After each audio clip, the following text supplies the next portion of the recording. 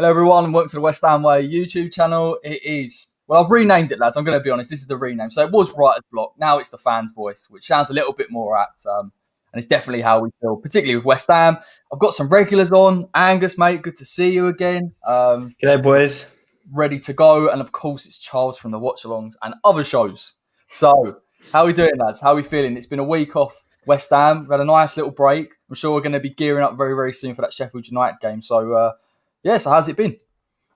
Yeah, not too bad. I mean, always international break, especially if you're in Australia like me. It's pretty slow, pretty boring. No international games to watch. So, what can you do? Just waiting for next week, really.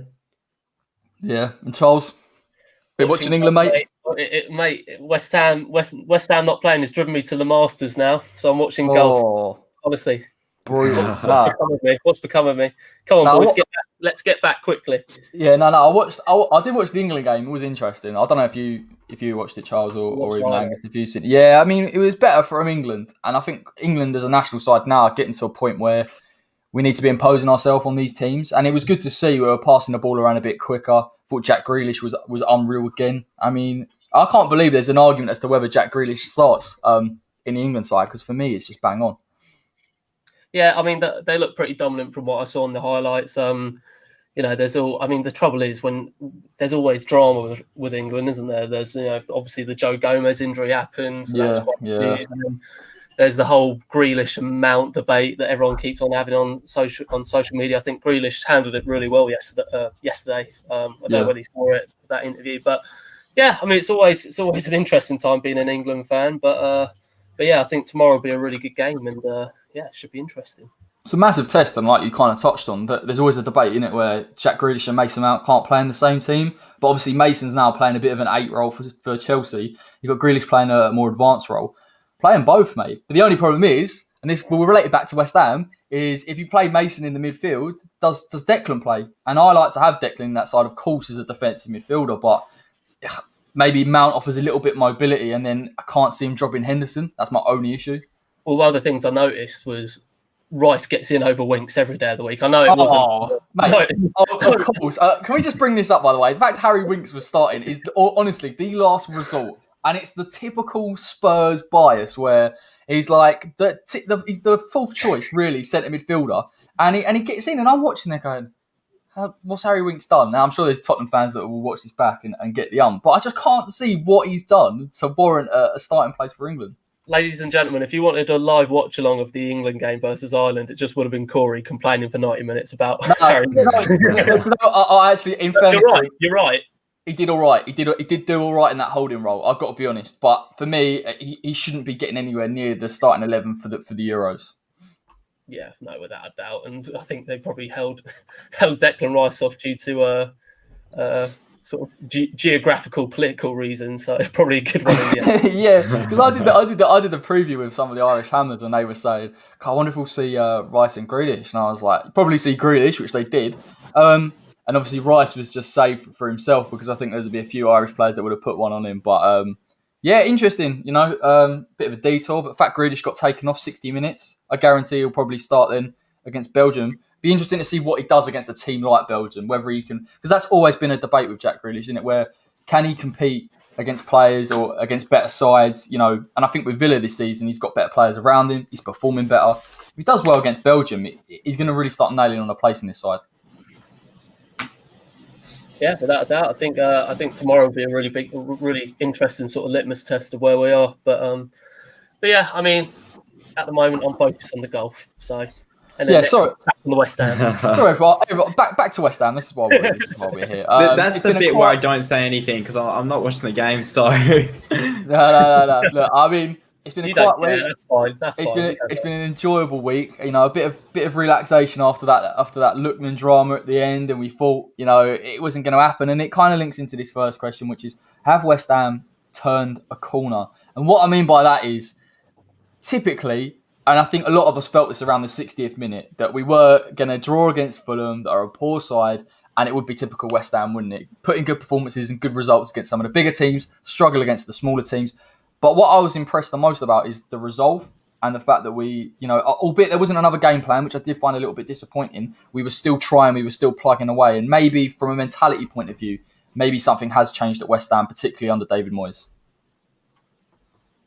Yeah, I mean, I don't know. I think, I mean, at the moment, I'm not 100% convinced, because if Lookman scores that penalty, which you'd expect him to do, it's a whole different story. We're sitting here, we've had 1 point from Fulham, kind of now dreading the Sheffield game, because, West Ham way, we get points from City and, Tottenham, and narrowly lose to, well, we could have easily beaten Arsenal that game that we played against them, and could have gotten a point from Liverpool.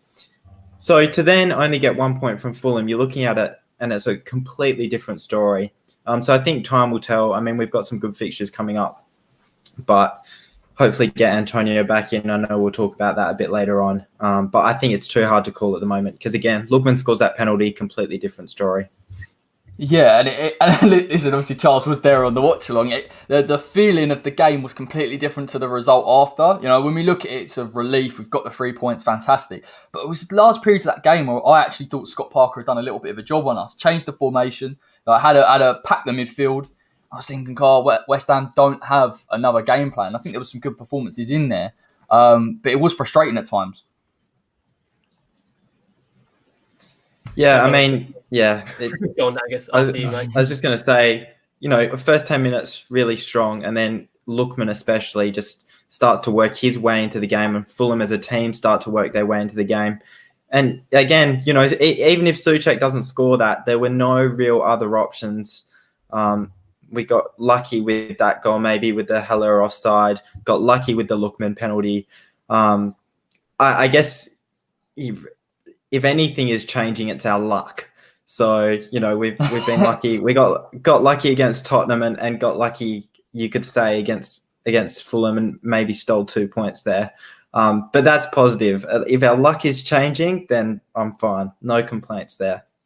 I suppose to a degree, yeah. But then I think kind of what we've seen from West Ham in the past is in games like that, particularly Spurs away 3-0 down, heads would have gone down. We wouldn't have bothered, but what we've seen in these games is kind of West Ham continually keep to the system, keep to the style of play, and try. And I think in that respect, you do make your own. Listen, let's get it right. It could have been 1, or it could have been sitting here saying we got 2 points, which is kind of what it would have felt like. But I just think from a mentality point of view, as West Ham, we're always getting to these games and faltering, or heads go down and we just don't seem to pick up a performance. But the fact we are doing that, particularly early on in this season, it bodes well, because if we can nick these points, maybe a draw and we shouldn't, or maybe a win, it will push us up the table. And just from that overall 100%. Outlook of this season, we're going to hopefully get top off. Just on the current run of form, I feel like West Ham are pushing towards that. No, yeah, you can see even in games with the way we play, there's definitely been a shift since David Moyes has come in and since players like Souček have come in. We seem more like a squad that is reliable, and we've definitely got some players in their individuals who are a lot more reliable than players in their position that we would have had last year. I think if you look at Carlos Sanchez, for example, albeit he hardly started for us, there were games where he was giving the ball away at ease, and that's just not something you see from a replacement like Souček, because Souček plays that same role, albeit as a box-to-box midfielder.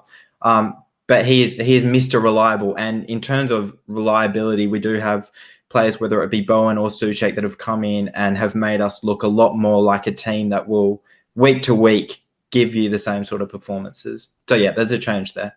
Yeah, definitely. I mean, Charles, do you agree with that, mate? I mean, is it the fact... I mean, I've sort of dubbed it down to Moyes maybe instilling a type of mentality, but if you actually... Angus is right. If you look at the players we brought in, Souček, Soufal, Antonio's already there, players with a real work ethic. Do you think that has contributed to West Ham grinding out results?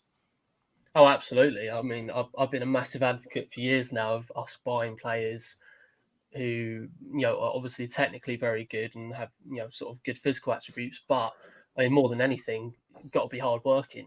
That's the root of what this club is about. And yeah, I think more than ever in the last few years, at least, we're developing a squad now that's working hard and trying to grind out results. And that's exactly what we did against Fulham. We ground it out. And to be fair, Fulham did do all right, like you say, Corey. But I was always expecting us to score. I was always expecting us to take the lead. And so, it did happen very late on, but, I was always expecting us to kind of, set the marker and set the tempo for the game. But also I think Moyes as well. I think a lot of Moyes' improvements have come from West Ham sort of teaching him. I mean, he seems like a lot seems more hardened than I've ever seen him before, just because of how, I mean, it might be just how tough the job is, but also, the type of sort of hardworking mentality he's trying to instill in the club.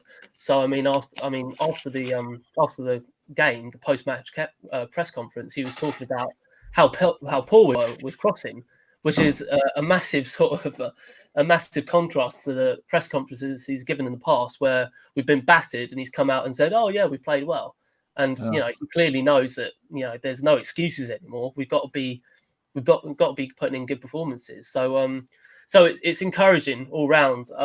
Whether we've turned the corner or not, I mean, it's still to be determined. Sheffield United is obviously going to be another big litmus test for us in terms of, similar sort of level to where Fulham are right now. And, we need to be putting those kind of opponents away, which we've struggled with doing in the past. But yeah, I mean, overall, it is looking very nice. And I agree with Moyes. I think our crossing was actually our downfall in that game. I think we were talking about on the watch on, Corey, was, positioning wise, Haller was actually doing quite well, and he has been doing quite well, and he is normally good at doing that. Trouble is that if he gets in a good position, the ball goes 10 foot over his head, then obviously that's not going to do him any good. And I think with him and Souček, it's either going to be him or Antonio in the box with Souček. I mean, you've got a massive aerial threat there, and you've got to utilise that. But we have very good crosses of the ball, so I think that will improve, and I'm sure they're working on it in training. But yeah, I mean, overall, I'm pretty happy Hammer at the moment. I haven't been sort of this kind of calm about the club in terms of how it's played for a while now. So I think we are starting to sort of turn a corner in some ways, and hopefully that Sheffield United game will be another big indicator of just how far we've come under Moyes. Yeah, I picked up on what you said about, Moyes' standards and his expectations of the side in terms of it not being good enough and being sort of, in the past, I think West Ham have got away with maybe a win and said, oh, do you know what, let's just sweep that one under the carpet and move on. But actually the fact that he's addressing that shows that he's a progressive manager, that he wants to improve the side that he's got, which is a huge positive. I think a negative that's been levelled at some of our managers, particularly Pellegrini, is almost that those expectations and the level of training and the work ethic that just didn't seem to be there. And I think instilling that in this side with the right players who believe in that philosophy, like Souček and Soufal, is the reason why West Ham are doing well this season. I've got to agree with you. I think the Sheffield United game is a big test. It's another test, not in terms of quality, but certainly in terms of where West Ham are at as a side. I think Sheffield will be a lot more open than Fulham, if I'm honest. I think Scott Parker had to play that system. And he read West Ham quite well. So it does kind of concern me a little bit that if we continue in this sort of form and this system, that eventually teams will suss it out, will put men in midfield, will make it difficult for us. Because we do tend to struggle against teams that will put a 5-man midfield in there. Because realistically, you've only got 2 midfielders. So it's going to be tricky. I just want to know your thoughts on that. Do you think West Ham potentially could get found out as the season goes on? Well, I think also, you're right. We were pretty much quelled by Fulham throughout the game in terms of, our chances. But also, I mean, if you look at that game, that's probably one of our worst games in terms of making or at least taking our chances. In other games, we've been pretty deadly in front of goal. So, on another day, I think there was comments in the section saying, if we win 4-0, what are we saying then? And what we are saying is that we've completely dominated the game and, we've done well. We just haven't taken our chances in this game. So, but yeah, I mean, Sheffield United is going to be interesting. I think the new system has made us, if it's made us one thing, it's made us defensively very sound. So if we can keep being defensively good, and Haller seems to be getting into his stride a little bit more now. He's obviously got his just scored his first international goal, made his debut with Ivory Coast and got his goal. So that's good for him. Hopefully that'll provide a bit of confidence. Antonio, we're hearing, is going to be potentially on the bench. We'll obviously get onto that later, so I'll say that. But yeah, I mean, overall, like you say, Sheffield United, big game. We need to be getting the 3 points out of that. I mean, a point won't be too bad, but especially against a team like Sheffield United, who are by far the worst team in the league, we need to be getting the 3 points, and we need to do a better job of taking our chances in order to achieve that. Yeah, and I think as well with a team like Sheffield United, because they only have 1 point. You know, when West Ham rock up, they're going to be. They could confuse me very much like Fulham did, where they do go defensive. They do make it difficult for West Ham to break down, and then we're still asking the same questions. And we will touch on this anyway because it is a question, but I do think not having Antonio for the Fulham game made a difference. Someone to stretch defences, we missed that. It's not to, I'm not going to get in that argument over Haller because that thing goes on and on and on, but I thought Haller did okay, and he did a lot better than he did against Liverpool. But I just feel because of the profile of someone like Antonio, we possibly would have got a goal earlier on. And I don't know how you feel, Charles, on this one, but if we had got that goal, it might have settled the game down a little bit, and we wouldn't be sitting here saying, what a relief. We'd be sitting there going, oh, it was a decent performance. Oh, yeah, without doubt. I mean, Antonio, don't get me wrong, he would have absolutely torn up that defence by himself. It's just the player that he is, and Haller isn't that player. Not to say that he's not good. We've been through this debate, several thousand times. Haller is a good player. As does everyone, yeah. As does everyone on football Twitter. But he's a good player. He just needs the system to suit him, and he needs to kind of suit the system that we're playing. So, like you say, I mean, Antonio would have absolutely loved himself in that game. But Sheffield United, he could come on if Haller has been ineffective and just carry on the good work he's been doing so far. Angus, do you think there's any worries from your side about maybe West Ham not having a plan B? I know we did get the win in the end, and I think bringing on Ben Rama, particularly in the final third, we created some space, and obviously that led to the Souček goal. But do you feel that against other teams that maybe we won't have that same rubber degree, maybe West Ham could lose points if we don't try and change it in games that we should be winning? Yeah, I mean, once we touch on Antonio a bit more, I think we'll have a bit more to say on that. But I think to Moyes' credit, putting Ben Rama on did actually change the game. There's a reason for that. I'll touch on it later when we get around to that question.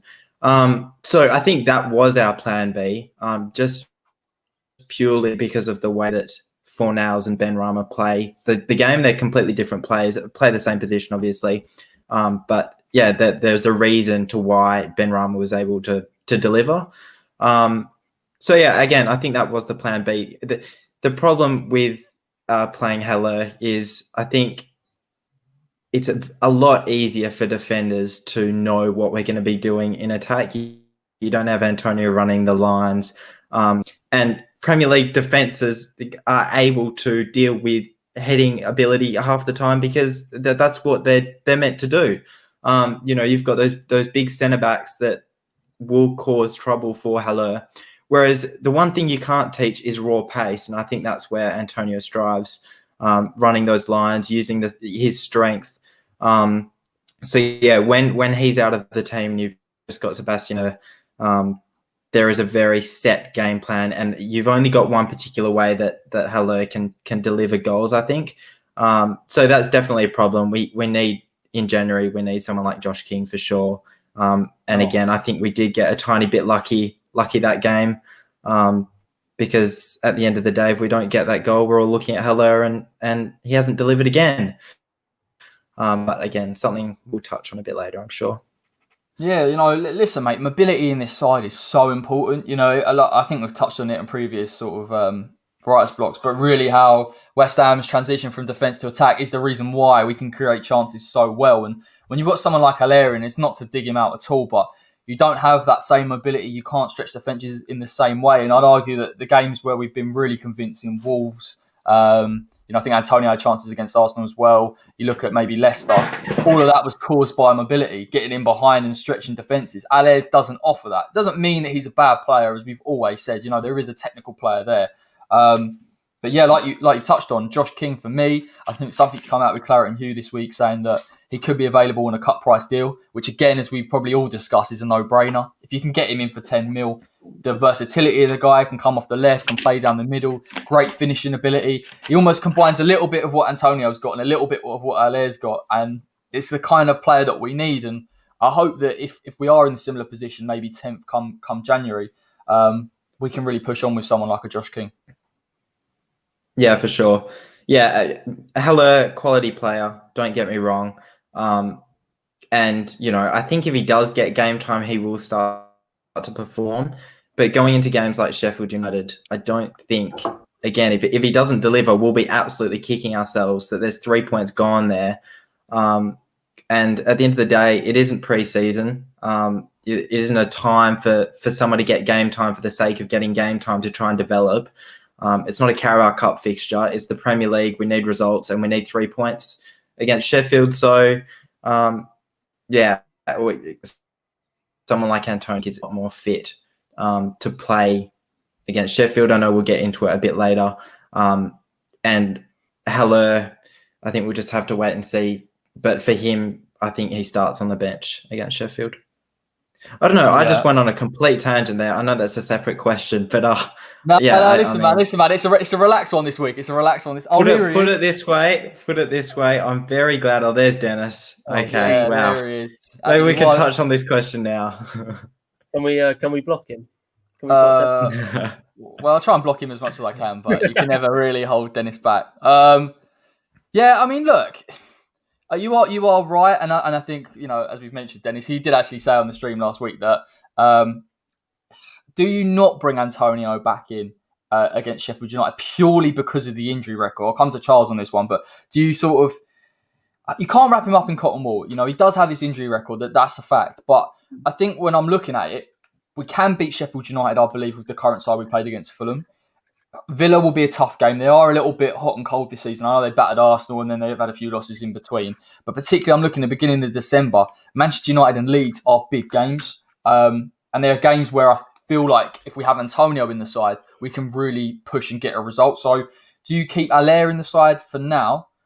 This is kind of bordering into the next question. Or maybe do you throw Antonio in because West Ham should look to get the points against these teams and need to just solidify that? Well, I hate to agree with Haller and Oates, but everyone who gets that reference gets that reference. I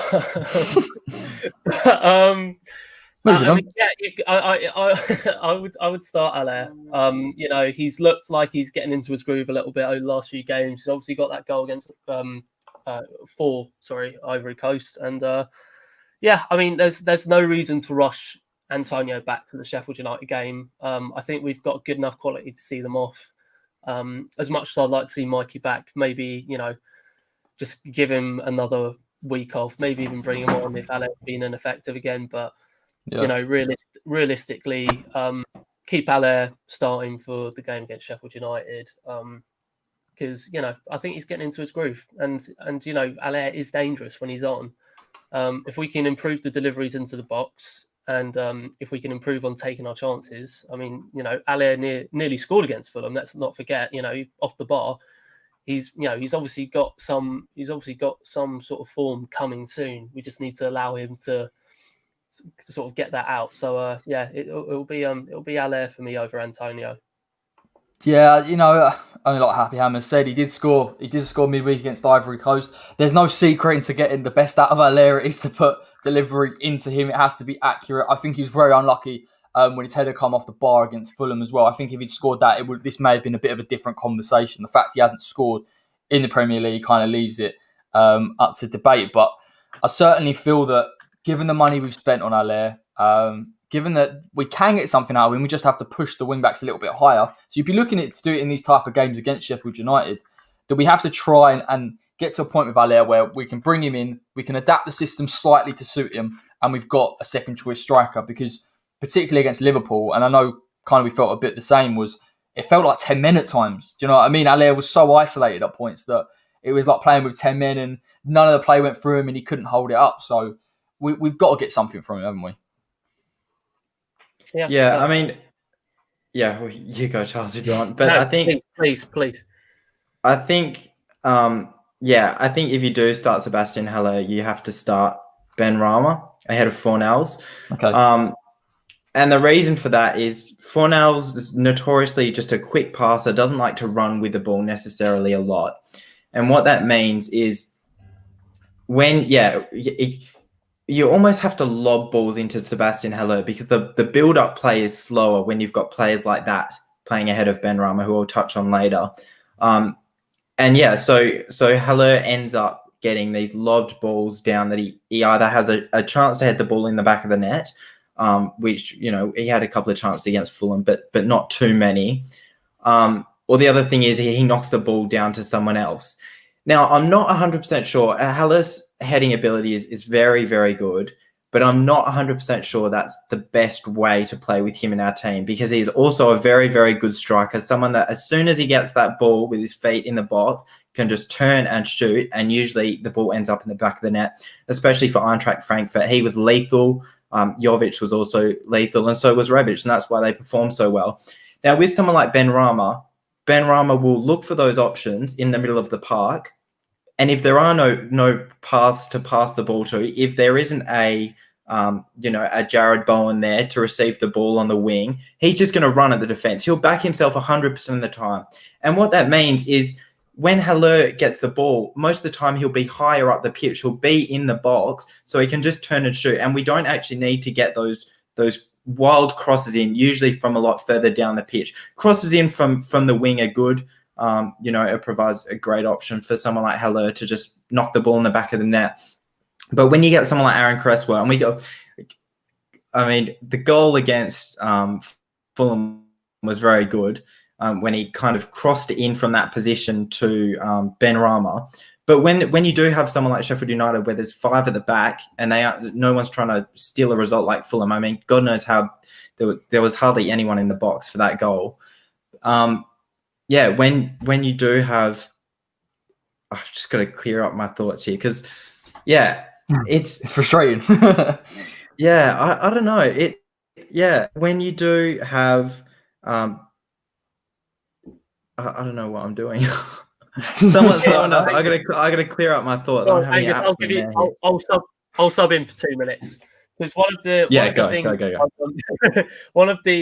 things that I've sort of realised as well. I don't know whether we brought this up in the past, but Haller is becoming even more ineffective in this new system that we've had, purely because a lot of his success at Frankfurt was based off of balls being played into him from the Frankfurt's own defensive half, and him flicking it on or controlling it or holding it up and then waiting for Rebic or Jovic to come in and sort of take it off him. Yeah, that's becoming even more sort of ineffective now, because if you sort of analyse the play that we've been doing over the last few games, we're focusing towards the wing backs. Focusing on getting to Sofal, focusing on getting it to Masuaku, and therefore, we're focusing down the channels way more than, booting it up Big Sam way, Yeah.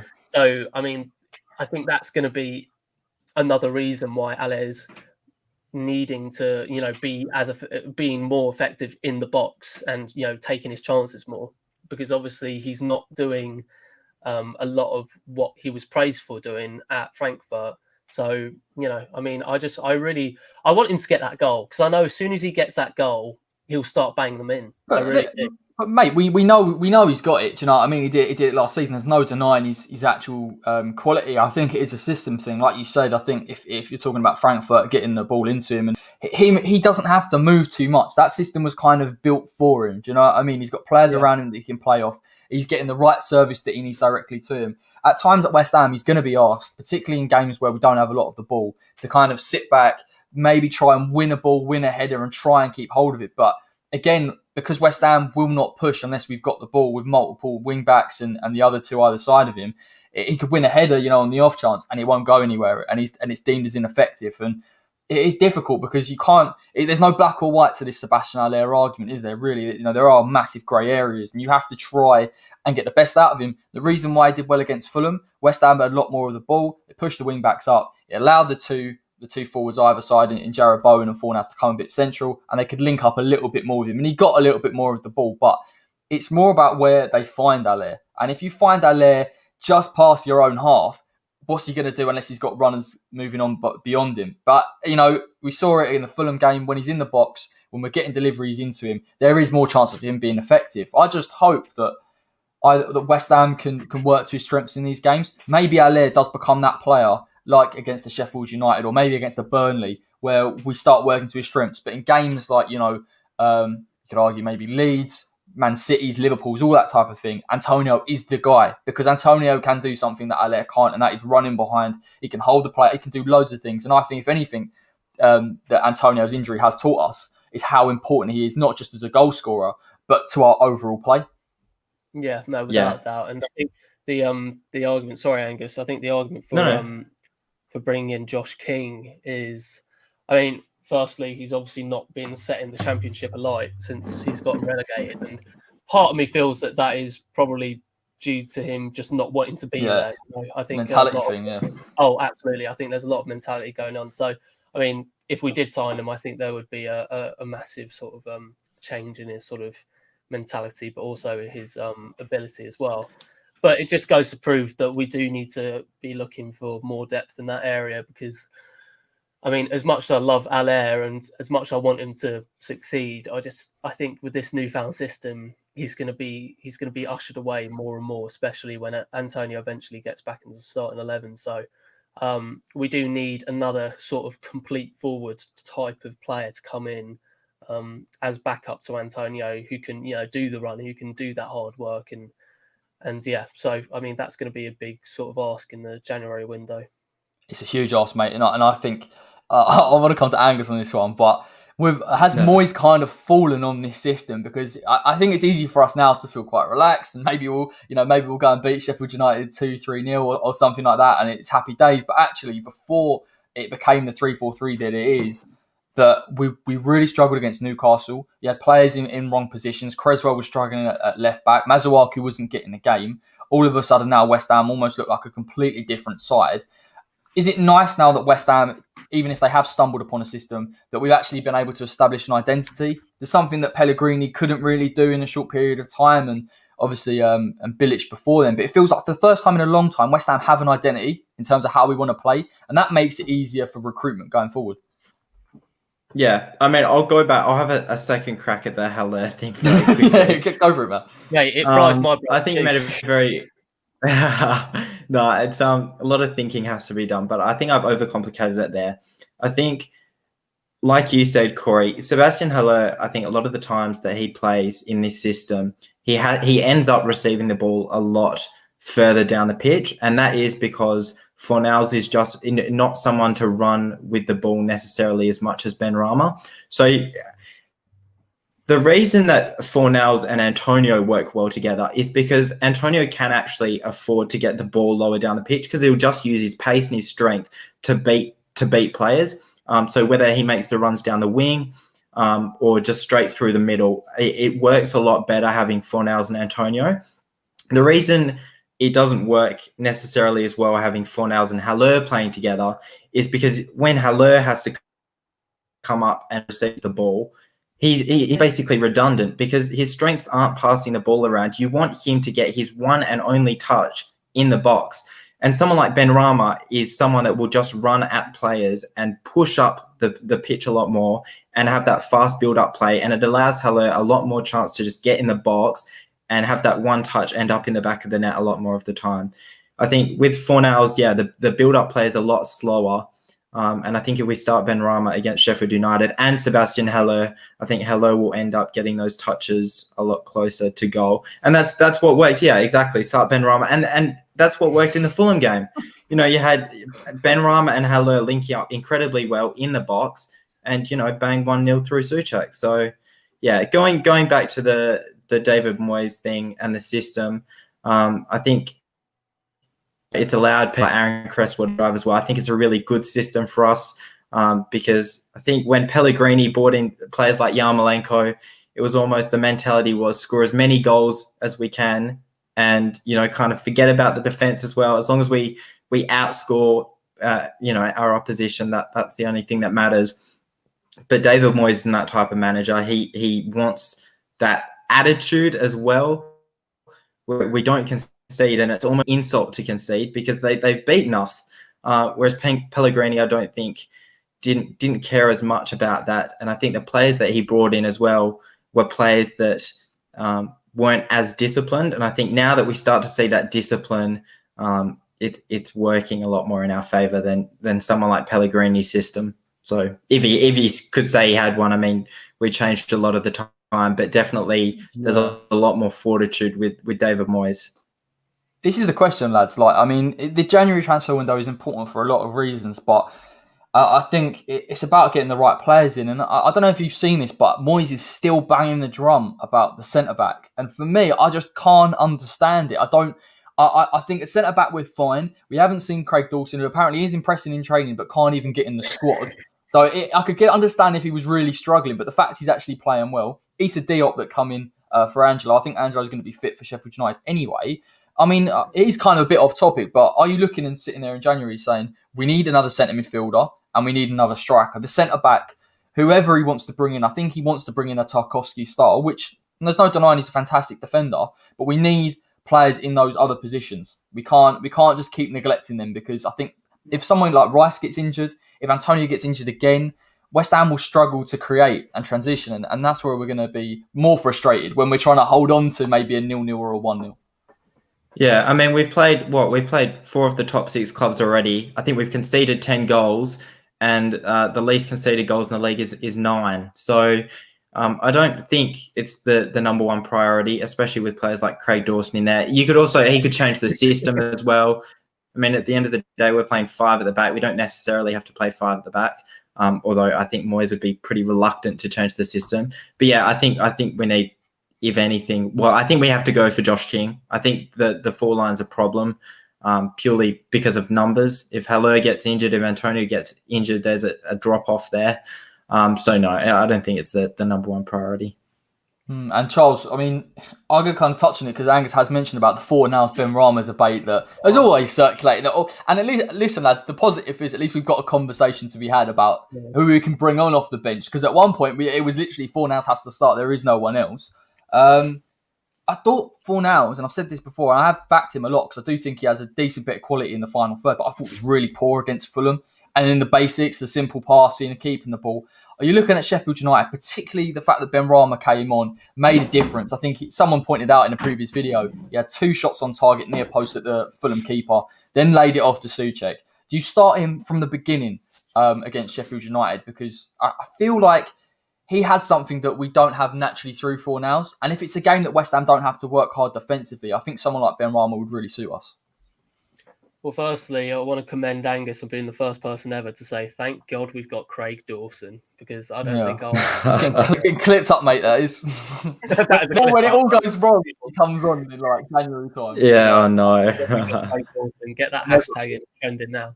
I think, all jokes aside with the Benrahma thing, he's obviously got bags of talent and quality, and we saw that in a very... small sample size against Fulham. I mean, but still, from what we saw, he was just electric. He was just, doing everything we needed someone like him to do. I mean, the reason why we brought him on, and Lanzini, who was sort of less effective to a degree, but still a nice little sort of sprightly sub to put on.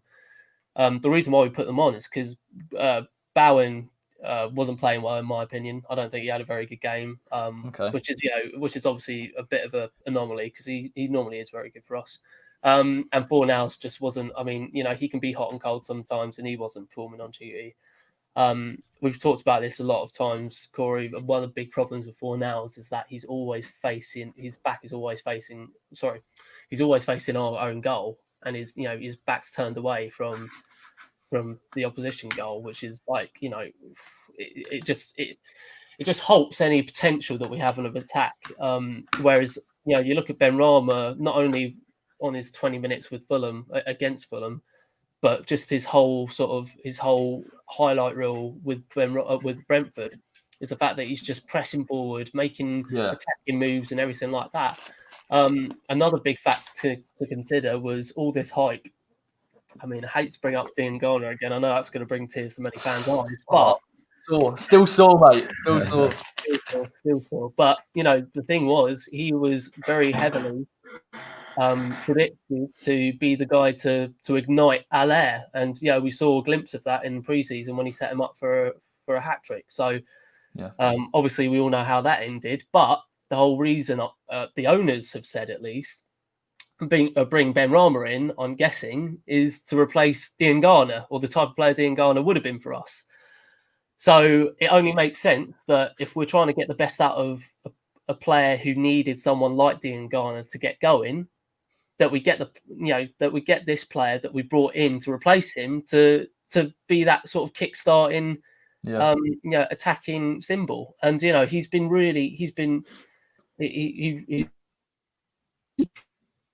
so impressive. Yeah, we'll just have to wait and see. I'm hoping that soon. I don't think he'll start against Sheffield United, but I am hoping that he starts soon. Yeah. Look, I think this is what we all say, isn't it? Diangana is a progressive runner, and I think I've seen some people say that they were not happy to see him go, but weren't that bothered about him, and Ben Rama is the better player. Listen, time will tell. Probably Ben Rama is the better technical player, but in terms of the profile of someone who can fit in the side, who's got pace, that's direct as well, that's why we saw the best of Haller, albeit pre-season, but because he's carrying the ball for Haller, it makes it very easy for him to position himself within the box. And listen, I hope Ben Rama, and I believe he'll come in and he'll make a big impact. I think technically he's very, very good. We're playing against teams that are going to play defensive, that they need the points desperately. Against teams that will open up a little bit more. Having a player like Ben Rama, who's got the quality in the final third, like you touched on as well, Charles, when he was playing for Brentford and spoke to a Brentford fan, he's not opposed to pressing opposition defences, which is a huge attribute to this side, and it's exactly what we need. So it's not to say necessarily that he won't fit in. You've got Arthur behind him as well for a bit of security. I hope we see him sooner rather than later. And to be fair to Moyes, we had the same conversation with Jarrod Bowen, wasn't it? He has to adapt to the side, he has to get ready, come in, and he's been in ever since. So you hope the same happens to Ben Rama, but I don't think we can overlook Pablo Fornals. I do believe his final pass is very good. And his work rate's fantastic as well. I feel a bit sorry for him, like in terms of just that game, because I was like, oh, come on, man, because people are so on his back all the time that you just want him to be a constant sort of 8 out of 10 performance. It's undeserved. It's undeserved for sure, because he, out of all the players, I mean, bar Rice and Ogbonna potentially, he's one of those players who just runs and fights for the shirt, and it's great to see. It's really infectious, but. In terms of quality, if we want quality on the pitch, I think Ben Rama is obviously going to be the bigger sort of attractive option. But I mean, all the more reason, all that fight and all that sort of intensity that Fornals brings, all the more to put him on the bench and bring him on as an impact player, because we know that he'll definitely be doing something if he comes off the bench. So I do get the argument. He's been playing very well, and obviously you don't want to change too many things in a system that's been working, pretty well over the last sort of few games. But at the end of the day, we want to improve in all areas, and if we can improve in one position or two positions, then we've got to choose our best options. And I'd say that our best option on the wing, or our best two options on the wing at the moment, are Jarrod Bowen and Saïd Benrahma. So I mean, we need to be getting them out there playing together relatively soon. Yeah, no, 100%, mate. I'll go for it. Go for it. I was just going to say very quickly, I think Corey touched on something there. The Fulham, the games like Fulham and like Sheffield United, they will set up defensively because they need the points desperately. So I think if you're treating them as a like-for-like replacement, which you could start both of them theoretically, but I think in David up that position, why don't you start Benrahma in games where teams are going to set up defensively and allow us to try and get that early goal, and then put Fornals on, who will provide that run back and a lot more support, rather than doing it the other way around, because we nearly didn't get 3 points from the Fulham game. I think if we'd had Benrahma starting, I think he would have provided a lot more. I think people can agree that Benrahma, on the most part, provides more of an attacking threat than Fornals, but Fornals will give you that support. So why don't you start someone like Benrahma, get the early goal, and then if it's still 1-0 in the 60th, the 70th minute, you can afford to then put Fornals on to just run his guts out. And then in the games like Liverpool and like Manchester City, you start Fornals, and then if it's 0-0 or, we're even, whether it be 1-0 or whatever, in the 70th, the 75th minute, you then try and snatch the result. So I think you can treat them as a like-for-like replacement. I think it could work, and who you start is just a matter of which team they're playing. Yeah, I agree, mate. I can't believe I got it wrong in the preview because I was so sure Fulham were going to open up and play a possession-based style and push their fullbacks on, and they did to a degree. But I think because of the way they played their midfield, they tried to pack out, and West Ham couldn't get through that midfield. And a lot of our counter-attacks do come through quite centrally. So again, I would have said Benrahma had to have started one of those games if I'd known that Fulham were going to play like that, because I think in a game where a team opens up, I still think Fornals can give something, because I think when Fornals has space and time, it's when you see the best of him.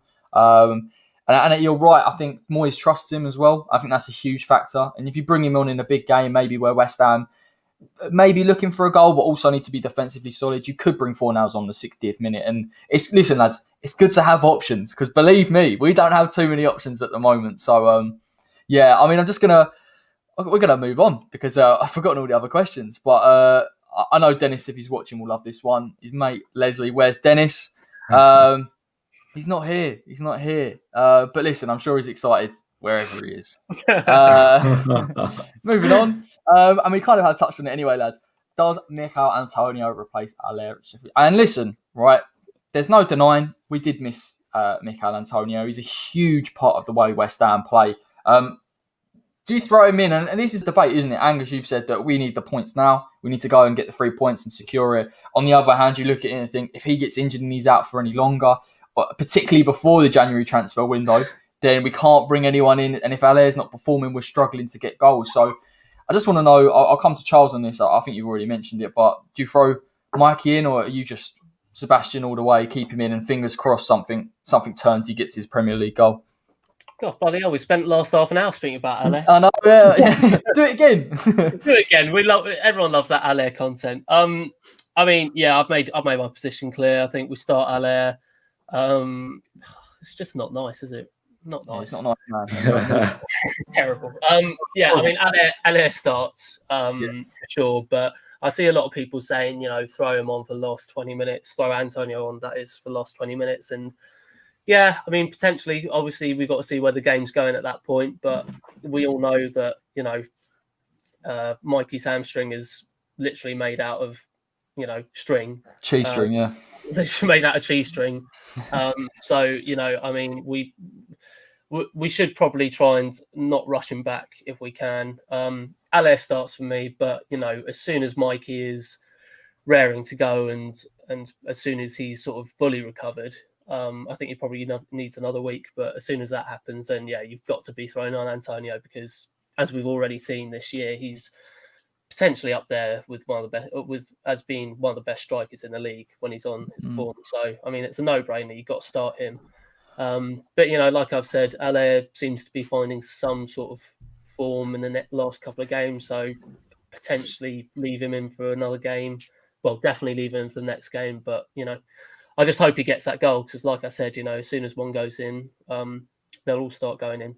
Yeah, I mean, look, lads, to save you going over old ground, I've just thought of a new question, actually. It is, sorry, I've got a butt in it. It's an interesting one. The Antonio thing. Obviously, he's after a 4-year contract. That's a huge length of contract for a player that's 30 plus, right? Obviously, we've mentioned his injury record. I want to know what you lads feel about the Antonio contract situation. I mean, what length of contract would you give him? Do you think he deserves it? I mean, it's sort of needless to say, but where do you sit on the fence with this one? I mean, I don't think Antonio's been good enough to. No, I'm joking. I think 4 years. Social media's coming for you, mate. It was a joke. He's been an absolutely incredible player for us, a servant of the club as well. Made his mark in non-league football and worked his way up and wants to finish his career at West Ham. So does he deserve a contract extension? I think no one does more than him. Maybe you've got someone like Declan Rice, but on par with Michail Antonio. I think if he didn't start and didn't perform the way he did after Project Restart, we could be sitting here and we might not be having these conversations, because we could be in the Championship. So, he delivered when we needed him most. He does deserve a contract extension. 4 years, I think, though, is a bit too long. I think if we do offer him a 4-year contract extension, it almost shows a lack of ambition, because then you think that we're going to be in the same position and he will be starting for West Ham as a 34, 35-year-old. I think that doesn't quite make sense.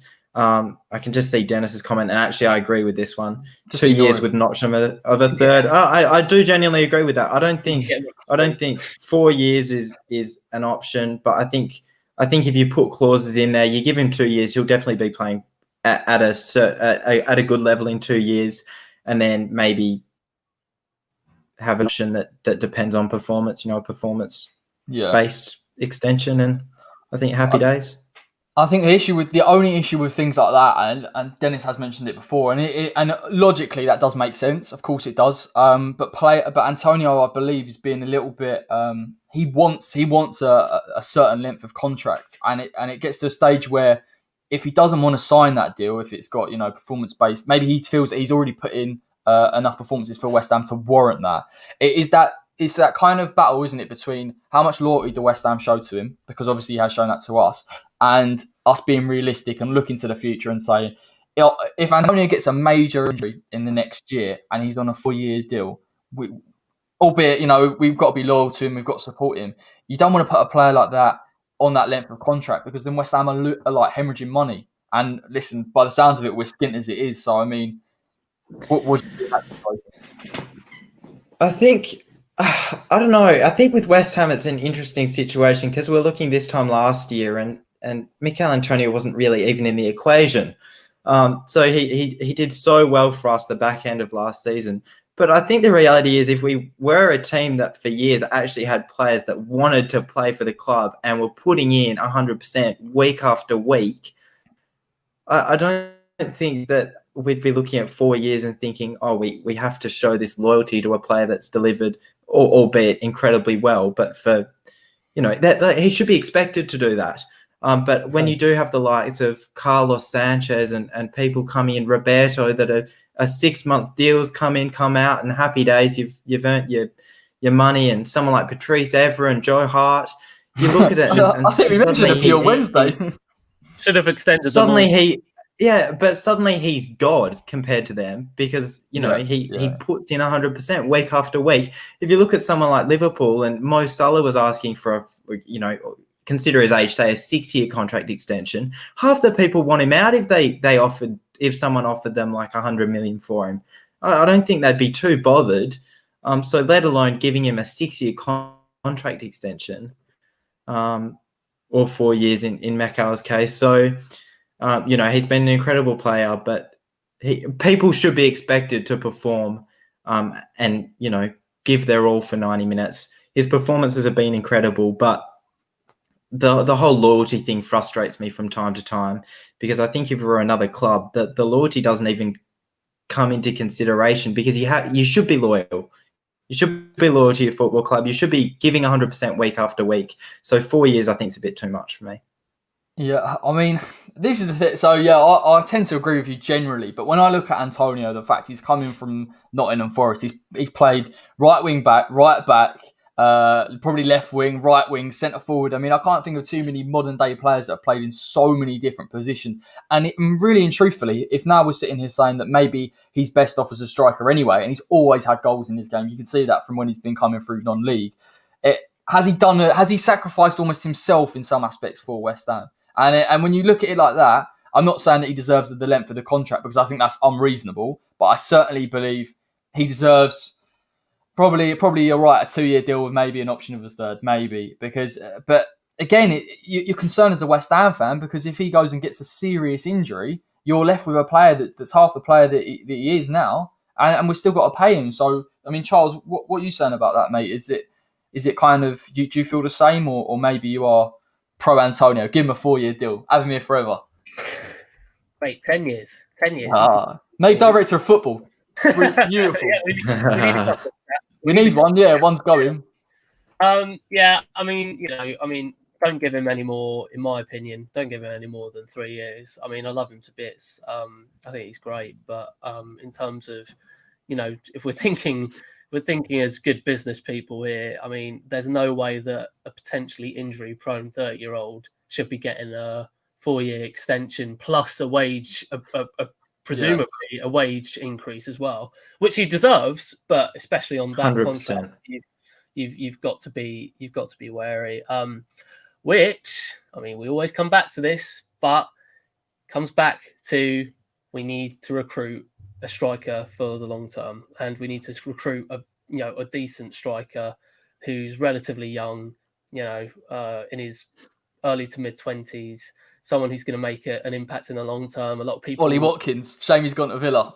Well, I mean, this is what we're saying here is that Ollie Watkins is. I mean, I think he's a superstar in the making. Personally, I think Aston Villa have just got themselves an amazing player, and if we had an ounce more ambition and an ounce more business intelligence, which we severely lack anyway, we might have had the heart to go get him, and which makes this Antonio situation even more bizarre because we're essentially relying on him to be our starting striker now for the next couple of years, which just should not be the case at all.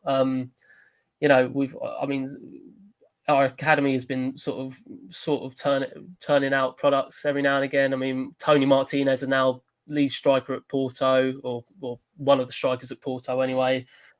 Xander Silva, we've kind of been talking about for a while, but he hasn't really reached his potential yet. So we've always had these people come through the academy, come and go, and not really had an effect. So you can't really look there to be making a difference in that position. So I mean, we've got to invest in a scouting department that's going to find a really decent striker. And unfortunately, we all know it's going to end up with David Sullivan telling Souček to go and find himself don't even.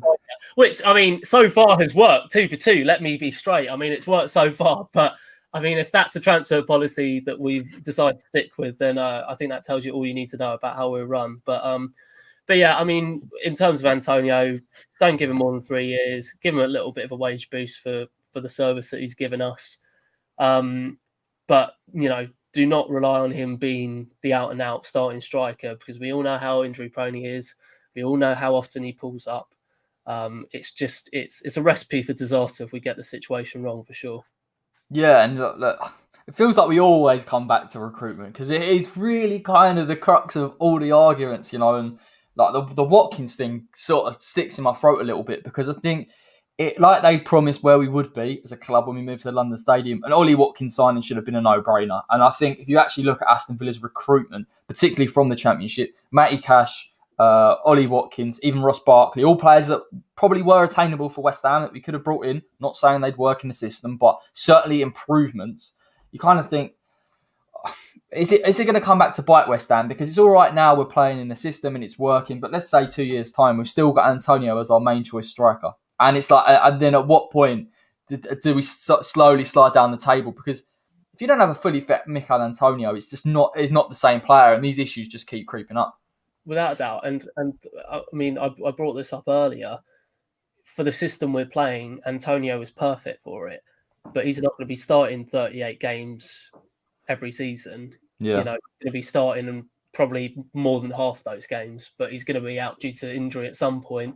And Haller, as much as we praise him, as much as we think he's decent, he just doesn't fit that system. So you have to be looking to get a complete forward who can do the stuff that Antonio has been doing so well for us recently. And Ollie Watkins was an amazing example of that type of player. And like I said, we let a team like Villa have more hunger and put their money where their mouth is. I mean, it doesn't take a mathematician to understand, or a scientist to understand what's going on at Villa. Last year, they were pretty terrible squad depth. They had a pretty, good diamond in the rough in Jack Grealish, and that was it. They avoided relegation. They said, you know what, we're pretty crap. We need to improve in the areas that we're struggling in. They've gone out there, put their money where their mouth is. Not only have they got some quality players, but they've got some young, hungry players. Yeah, exactly. Yeah, they're building the side so well in the future. And even if they do end up, being sold, they're going to be sold for upwards of 80 million, potentially even hundreds of million. So they've just put themselves in a really good position. And the signings that we made towards the end of the window were in the right direction. But I mean, you can't rely on Golden Sullivan making those decisions on a consistent basis. And you can't rely on Tommy Souček to find his checkmates to kind of bring him in. That's the problem. That's the problem, isn't it? 11 Sofals in my teams. Thank you very much. 100. Listen, I mean, there are definitely some, and maybe there is something. The logical thing for West Ham to do would be to set up a scouting network in the Czech Republic that would be the logical thing to do, not just rely on hearsay or maybe what an agent says, but certainly there are diamonds in the rough, and I'm sure if we sat there and looked at it, we could find someone that would fit into this West Ham side. Maybe they all have a very, very similar work ethic. And certainly with Soufal and Souček, they've got that kind of raw work rate that you need. Yes, there's ability there. Of course there is. But particularly for the Premier League, you've got to be able to run. You've got to be fit. You've got to be strong. And they seem to fit that mould. So maybe there's a market there. Maybe there is. Another quick thing. I mean, I don't want to upset Angus too much because I'm going to be blagging on his favourite player, Craig Dawson. But in terms of that deal, how frustrating that is. I mean, we all know it's a Will Salthouse deal. We all know that he's got his grubby little. Will Salthouse five-a-side. Will Salthouse has just paid for a new mansion out in bloody, I don't know, Cannes, somewhere like that. So you're welcome, mate. But what's more frustrating is just how well Fofana has done for. Oh, don't don't. I mean, don't even go there. Corey's gonna have a freaking meltdown. Now. Honestly, when I watched him play, I think he first started against Arsenal. I was like, oh, let's see what he's about. Unbelievable, good on the ball, passes into midfield, quick, reads everything. I'm like, that is a perfect player. Here's the problem. Everyone saw it, apart from the people that mattered. Everybody saw it. Everyone knew it was going to happen. You don't have to be an expert. You could take one look at him and go, oh, he's a good player. He's 19. Can you imagine the resale value on Fofana if he plays Champions League regularly, or if he gets into the Champions League with Leicester, plays Europa League? He's an unbelievable talent. From Fofana from freaking Craig Dawson. Can you not see the idiocy behind that? I mean, please, Golden Sullivan, we know you're not watching this, but Jesus Christ. It's less so the Craig Dawson thing, because admittedly, he's definitely not a player that I would have brought in 100%, but it's because of how well Fofana has played that you have to sit there and say, who's making... I understand that Golden Sullivan making these decisions, but let's just play devil's advocate and say Moyes has identified Fofana, and he's gone on now to play at Leicester. If you're Moyes, you are fuming. You're saying, well done. And the only reason, and this is always going to be the issue at West Ham, is if we continue to do well, some of these things get sidelined. They get forgotten about. But obviously, they're still there, and we missed out on a fantastic player. But here's the thing. David Moyes, I mean, from what I understand, it could be completely different. But from my understanding, he was the one trying to get Fofana in. So it's just It's being undermined by the owners saying, yeah, you could have Pizza Express tonight, but we have pizza from Tesco's that we could have, aka Craig Dawson. So, I mean, realistically, you got to come out with some strange stuff, man. It's so strange. Mate, it's true. It is true, though. It is true, man. But, I mean, the point is very much there. I mean, our recruitment policy is just woeful, and I mean, I hate to agree with him, but he's right. He is right. It is woeful. Yeah. He's, Well, I mean, Wesley Fofana, his transfer fee. If someone like Liverpool were to try and make a bid for him in January, I mean, someone like Liverpool probably would have the audacity to do that. Even though he's been at Leicester for 3 months, he's a £70 million defender now. He is that good. Wesley Fofana, I can't speak highly enough of him. He is such quality. So yeah, we've missed the ball on that completely. Yeah, I don't want to touch on Wesley too much because actually, it's actually I can't. Well, red as this, mate. I've watched. I watched him for Leicester and was like, great. That's so West Ham. But let's try and make it a bit more positive. Let's try and end this on a decent note. No, positive. Ready? This man. Yes, there's the boy. Any excuse, right? Cresswell, it is in the title, so we're definitely going to have to touch on it. And when I wrote this question to you lot in the chat, I was like, this is such a silly question because I don't genuinely believe in it, right? I don't think he should necessarily play for England. But when I watched England against the Republic of Ireland with a back three, looking to distribute, Cody plays a very, very similar role in that back three where his distribution's top draw. 100%, man. I actually think Cresswell, given his ability to get forward, given he'd have a little bit of security with a wing back, maybe someone like Saka, is it the worst option in the world to have if someone gets injured before the start? I'm going to come to Angus. Obviously, you're not too familiar with the England national side, but certainly, Oh no, how do you I feel? am. I am a tiny bit. Okay. Yeah, I mean, at the end of the day, it would be a very good option, especially considering someone like Harry Maguire and his rough period. You know, on paper, fine, you'd start him. On performances, you wouldn't start him. And Gareth Southgate's quite insistent on age and starting young players and giving young players an opportunity.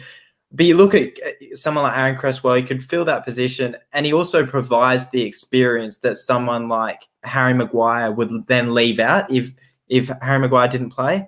Okay.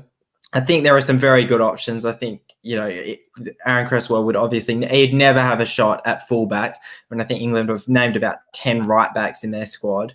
So I think that we can forget that. I think as a centre back in a back three, I mean, a very good option. Even as a kind of someone you can chuck in there in case of injury. Obviously, they've got Keane, they've got Cody, they've got Maguire, and the list goes on. But on performances, yeah. But unfortunately, I think Michail Antonio is kind of in the same position. On performances, you'd say, yeah, maybe he deserves to be in the England squad. But I think Southgate wouldn't bring 30-year-olds in like that. But if he got another England cap, I'd love to see that. I'd be watching that game for sure. So yeah. Yeah, I mean, look, listen. I think when you sit there and you think about it, it isn't the worst option in the world. Like you've said, I think Southgate builds his team on young players and players that he thinks are going to develop. And obviously, he's got the likes of Tyrone Mings in there, which I think is almost a nailed on for the left side of that centre back. But I think Cresswell offers something. Aerially, I think he's still weak, if I'm honest. I think he's improved a little bit at West Ham in the past couple of games, but I still think it's an area that other, international teams could target. But certainly in terms of, I think I should have brought the stats with me because I know some people are big on stats, but the amount of chances he's created in the league, I think he's top 10 already as a centre-back. So, I mean, putting that in context, I wonder whether Southgate says if maybe Mings gets injured, I'll bring him in. Because I think against smaller teams, maybe where England need the quality of delivery, I don't think Aaron Cresswell is the worst option in the world. I'm going to come to the fanboy himself, Charles, on this one. Love myself a bit of Cresswell. Well, I mean, realistically, I mean, you're right, Corey. I mean, we've just seen it this week with Joe Gomez. He's gone down and looks set to be out for probably the majority of the season. Whether he'll come back for the Euros is a different sort of thing. But I mean, based on form, Cresswell's been amazing and revitalised, and he's been an absolute revolution in the position that he's been played in. Obviously, down to the Moisaya, of course, at it again. But in terms of realistically, if he's going to be getting into the team over sort of the starting England centre backs. I mean, I'm a big fan of Mings and Cody. I think they're very solid. I mean, I'm not so sold on Maguire, but I know that every now and again he can. Well, he had a good game, didn't he? He had a decent game against Ireland. Got the goal. He's sort of, he does go up and down. His career is a bit of a roller coaster. But I mean, you're not going to start Cresswell over them lot, really. And I mean, realistically, he's been on amazing form, and I'm happy for him to be under the radar. To be fair, I'm happy for him to be playing well and not getting in the England squad, because it just means that he gets to focus on his West Ham career. So, on form, he definitely deserves at least some recognition. Yeah. Whether that's a call up or not. My worry is that Southgate brings him in. Let's say if, that's a big if, but if he brings him in, he's probably going to start playing him at left back again, and then we'll be seeing the old Cresswell of Look, man, I think that's been the most impressive thing, hasn't it? The resurgence of someone who, but let's be honest, most of us completely wrote off, and I don't think there's any shame now in supporting him, because I think his performances have warranted it. But he was very, very poor at left back for a long time as well. So I'm happy for him. I'm happy he's found a position that suits him. That he's showing his best side offensively and defensively now. And listen, you're right. I mean, if we can keep if he doesn't get an England call up, if nothing happens, we still keep him in the side. And if he performs like this to the end of the season, he could even be a Hammer of the Year contender. That's how well he's performed. Oh, for sure. I mean, for sure. He's making people eat their words, and I'm really happy for him because I think from my point of view, I think he's probably seeing a lot of the stick that he's been getting over the last year or two, and I think that really does affect a footballer. But he seems to be taking it on the chin very well, and has gone out there and arguably, been our best player for the last couple of months. So you're right. I mean, potentially he's heading towards Hammer of the Year. I mean, very early to tell at this stage, but it's probably too early. But you never know, man. You never know. But his form indicates some good things, and I highlighted this on the watch along. That he was, when Ogbonna went off, it was very clear he was leading things at the back. He was doing very well at organising. He seemed like the role was his essentially, and he really stepped up when Ogbonna, who's obviously kind of the star man of that defensive line, went off injured. So it's very good, and I've seen Dennis has commented about the sort of COVID struggles as well. So I mean, that's another reason. I mean, what an absolute ridiculous idea to have. Oh my God! Let's touch on this because I think someone said on it as well. You've got Yarmolenko, has now got COVID-19. Yeah, obviously Mohamed Salah is. I mean, it's obviously hard. I think it's ridiculous. I genuinely think it's the most ridiculous thing ever, particularly during this time. And I think as well, we could talk about international breaks in terms of the COVID situation, but we can go one further and say the injuries that some of these teams are picking up through. Now, it doesn't affect West Ham as much, and we've been really fortunate. Liverpool have had their backline decimated, completely and utterly decimated. And Salah now going. And Salah, listen, I don't care. I wish we'd played him a few weeks because that would have been superb. But I mean, but you have to look at it from a competitive standpoint and say, is it going to affect the product of the Premier League in general? If teams are losing players left, right, and centre, and particularly, I mean, don't get me wrong, I think these top teams want to bring in their 5 subs because of their fixture list, and no one below the top 6 wants to do that, which says it all. But I think it's gonna cause some problems, and let's hope West Ham don't get affected by it too much. Well, without doubt, but I think more so for me than the quality of the product is just the general integrity. I think it just shows how little people at the very top care about the well-being of the people that provide the product that make them so much money. I mean, it's in the same bracket as charging people pay-per-view for the it's gone for the it's gone now, but for BBC. These are the same people that are making those decisions, and it's really disgusting to see because like you say, you get people getting sick. I mean, COVID is for a lot of people it's been relatively okay, but for another chunk of people it's been very devastating, and you don't want people getting sick, and the fact that we're making these, I mean, even like competitions should even be thinking about postponing because friendlies are just pointless. Friendlies are pointless, but yeah, they are. Friendlies are 100%. I don't agree with at all, and particularly when now they're only making friendlies that make sense geographically. Hence why we're playing Ireland, not anyone else. That's the thing. That England-Ireland game completely pointless, and you've got someone who's played in the game who's turned out positive now. Well, so, I think there's something to do with money in there. I haven't looked too much into it, so I can't speak. But there is something to do with someone making money off of it. So, but yeah, like you say, like we talk about it, and listen, I'd hate for football to be postponed. Honestly, it'd be the worst thing in the world. But actually, the quality of the competition diminishes. What happens if Liverpool can never maintain that title challenge because they've lost Salah, or they've lost him maybe they get to the final run and then they lose Mane? Then what? Do you see what I mean? It's almost West Ham will end up winning the title and then getting and then everyone will be like, oh yeah, you did it during COVID season, and then we'll get that grief for the rest of the season. So So what I will say is we've got in typical David Moyes fashion, we are going to bring in a late sub. You know who he is. He's been kicking around. There he is, the man himself. I've been warming up on the touchline for about. I'll tell you what, mate. What do you come in straight on this one? What do you think about the international breaks and obviously the COVID situation? I think it's horrendously stupid. It's nothing but a risk.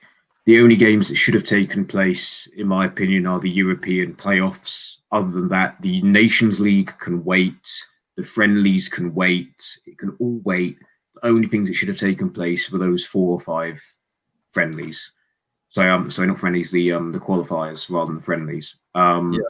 It even with the geographical sense, like originally, I think we were slated to play New Zealand in our calendar, and it got changed to Ireland because of everything. And I'm like, well, that's fine, but in this country, you're not supposed to, or in Britain and Ireland, they're both quite strict on the COVID rules. The restrictions in Ireland are quite strict. So therefore, both countries have been massively hypocritical to their own scientific advice on the subject by playing each other, which is ridiculous. Domestic football more or less should go, but equally at the same time, it's only a matter of time before it starts spreading again. I have said on the show, and I said on the watch alongs, that there may be a break again this summer, this winter. There may be, or after Christmas, there may need to be football stopped again. And I think it's just adding fuel to an already burning fire, and it's just too risky for me. That's the thing, mate, isn't it? Like, they go away on these international breaks. Inevitably, someone gets COVID-19, and then it's almost like, oh, never mind. And that's what I find. The approach towards it is very bizarre. It's almost like we've just got to continue through it. But actually, the amount of teams that it is affecting, I think Pogba got COVID last time he went on the international break. So there are, and apparently even now, he's still showing some kind of symptoms, or he's still recovering from it. So it's not just someone having COVID-19 for a certain period of time, but actually moving forward, how much does that affect them in terms of their athletic ability, particularly in the Premier League, how fast-paced it is as well. So it's friendly. It's rare, but long COVID.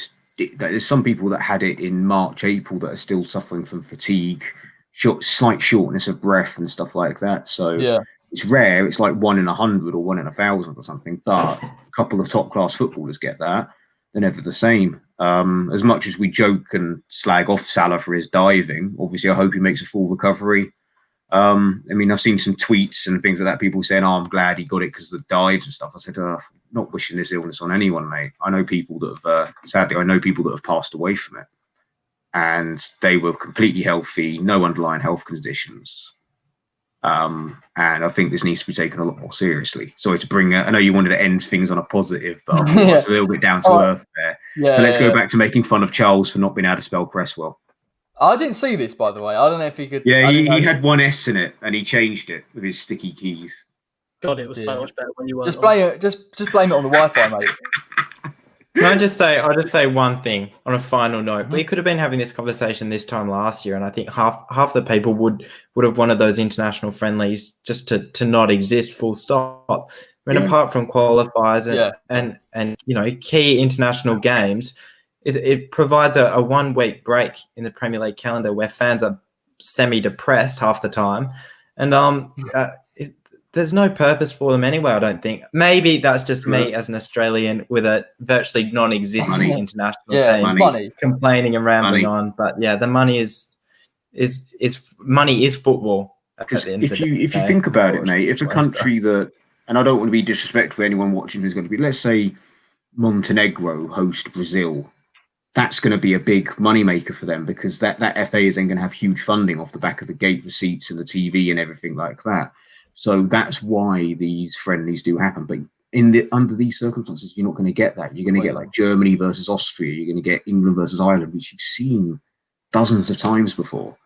So right now, it really makes no sense. And also to touch on what you said, Angus, sorry to cut across, but on top of that, a football fan we'd all welcome a week break from the Premier League if the players got a break to avoid injury and things like that. But they're not. If anything, more injuries get picked up. That's why, like him or loathe him, Sir Alex Ferguson used to tell people for a friendly, I think you've got a tight calf, or I think you've got a tight hamstring, because the risk of injury, think about it, players going through stuff. If you're then suddenly going to have to get this flight, you have to fly out to, say, we've got players, you got to go to Algeria, you got to go to the Democratic Republic of Congo, you got to go to the Czech Republic.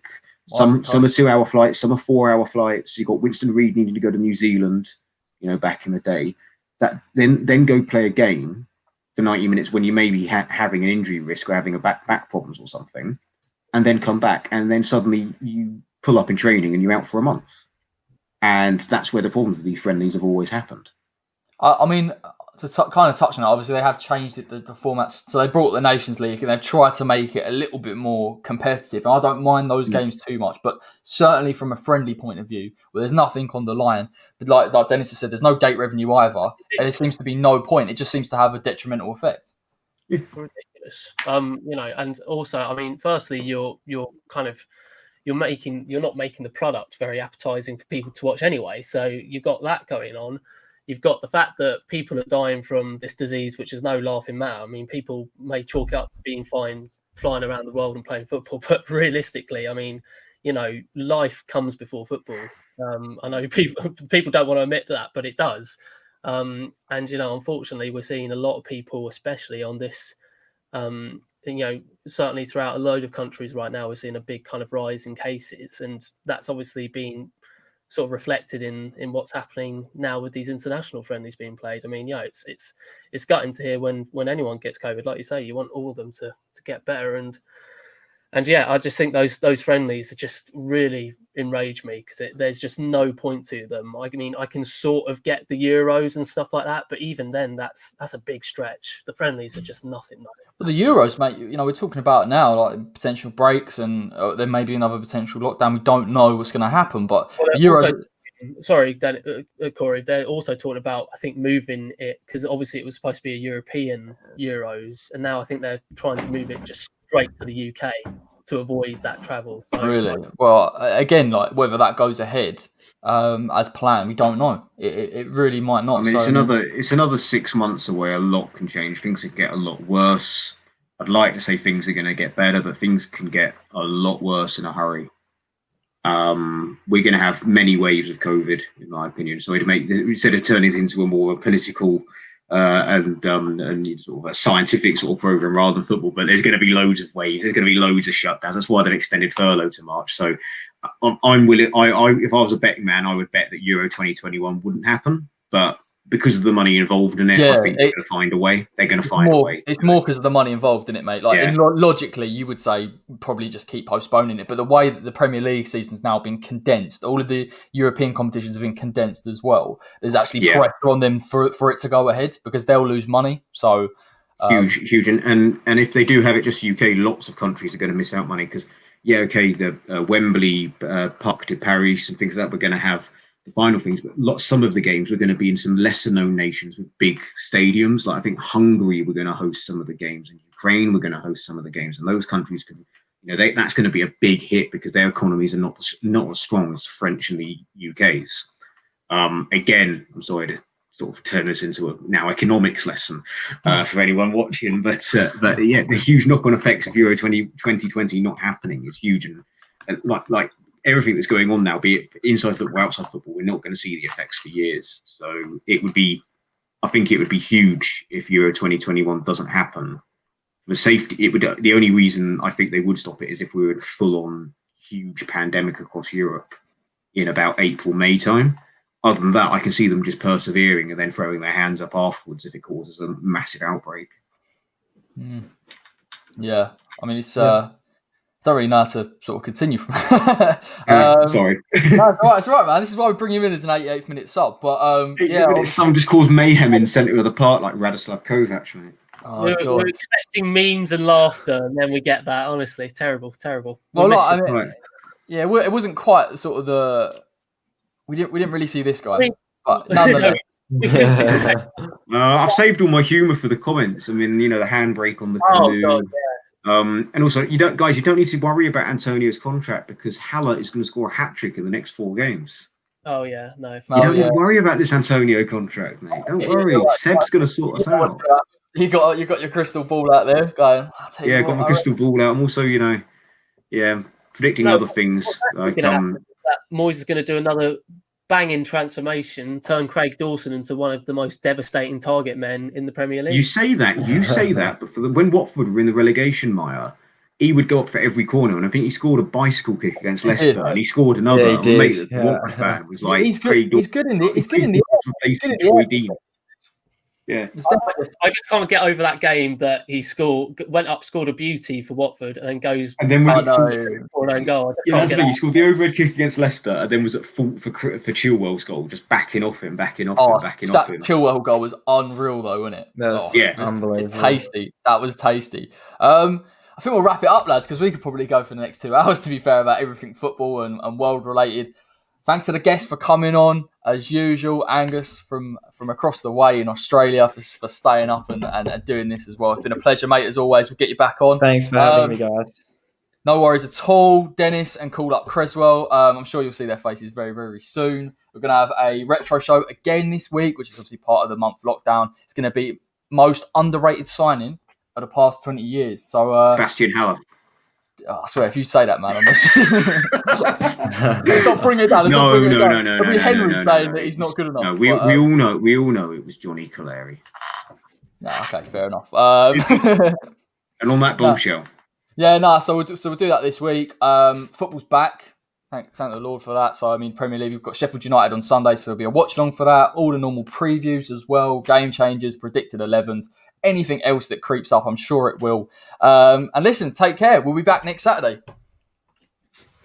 Come on.